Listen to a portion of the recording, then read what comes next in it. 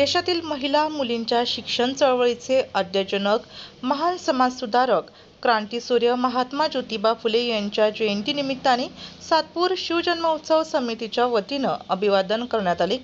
सातपूर कॉलनीतील छत्रपती संभाजी महाराज उद्यान येथे कार्यक्रमाचे आयोजन करण्यात आले होते. शिवजन्मोत्सव समितीचे अध्यक्ष जीवन रायते यांच्या हस्ते महात्मा ज्योतिबा फुले यांच्या पुतळ्यास पुष्पहार अर्पण करण्यात आला.